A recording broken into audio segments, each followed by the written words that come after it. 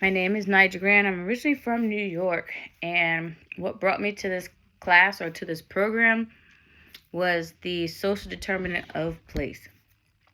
Growing up, my parents are from Lafayette Gardens, which is the projects in Brooklyn, but when they had my older sister, they moved upstate New York.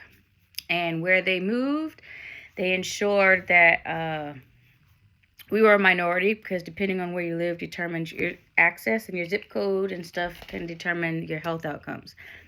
So fast forward when I was 4 when they bought that house until I was in 7th grade, and my grandfather passed away. So my grandmother was a widow, and so my mom and dad moved her up to New York. And when she was in the projects, when she would go to the doctor, they were just saying, "Oh, we know you're slowing down." Like by the time we got her to New York, she was like always falling asleep randomly. Like she could be sweeping and just fall asleep on the broom, and her leg would drag. And when they would go to the doctors in the city, they would say, "Oh, it's a part of aging. Maybe you need to retire and rest your body," and all the things they say with aging when it's really not true. And so when they brought her to where we live, to our zip code, they wound up taking her to a doctor in our area, and she had stage 3 colon cancer. And so for me, that taught several things: the importance of going to a doctor, the importance of getting a second opinion, the importance of where you live and who you talk to and how you navigate the health system and advocacy. And so she wound up living to be 99. She just passed away 2 summers ago. And so I've always had elderly around. And then when I was about 22, my aunt had ALS, and she died in 2016. And my mom was their caregiver.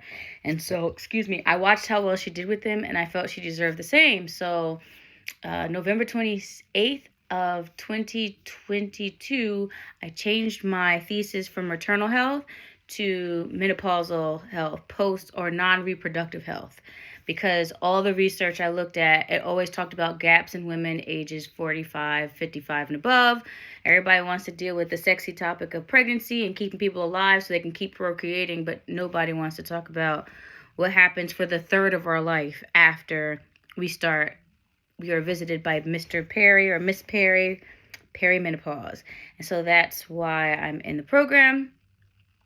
The other classes I've taken is what everybody takes in public health, the intro to healthcare, which was great because I was active duty, and I remember trying to pick health insurance for the first time at 39 years old, and I was like, how did y'all do this? And so I ended up enjoying that class. I had already picked everything, but the next year I had a little more knowledge, so that was cool. And I also took women, middle-aged and beyond, and I took grief. Oh, so going back, so I decided my mom deserved the best care, so I changed it November 28th at like 10 in the morning. I got it approved with my advisor. And 11:30ish that night, I got a call that my mom had a heart attack. Didn't know how bad it was, and then I found out she had a heart attack in Outback in Las Vegas while on vacation with her friends, and nobody tried to help her. And so she laid there coded until the ambulance came, which anything after 3 minutes, the brain starts to deteriorate. And then she coded again when she got to the hospital. So by the time I flew out, her brain was dead. And I got accepted into the gerontology program right before I decided it's time to pull the plug and let my mom decide what her body wanted to naturally do. And so because of that year, she passed December 2nd. So January, the only class I took was grief and loss throughout the lifespan, because I figured I need to take something, and why not take something that can help me personally? And a lot of issues women and men have when they age is they never dealt with grief. And I didn't want how I manage grief now to affect me years from now, or my son, or my family. So I figured that would be a good class to take. I think it was a great idea and a horrible idea at the same exact time, because my mom wasn't even gone for 40 days yet when I started that. Out of this class, I don't have any preconceived notion, and a lot of times people don't like that, but I found many a times when I go in open-minded and not expecting, I get way more than if I had an expectation, because then if it doesn't happen, then I'm kind of let down. So I'm intrigued and opened, as they say in church. My cup is empty and ready to run over with information. And my experience with older adults, I talked to my grandmother, my aunts.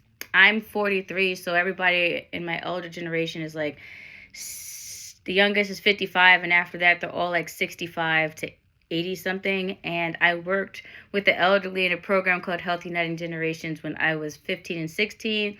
And we did all kinds of stuff. We worked in the senior centers. We worked in taking them food shopping. I used to just pick up the phone and call them and let them talk, all kinds of stuff. Don't have professional goals. I'm retired from the military, and the only thing I'll be doing now is helping with health education and filling in gaps in self advocacy. What's one fun fact about me? I don't have one. And that is what I have. I don't want to go any longer because it is almost 6 minutes. Thank you for your time.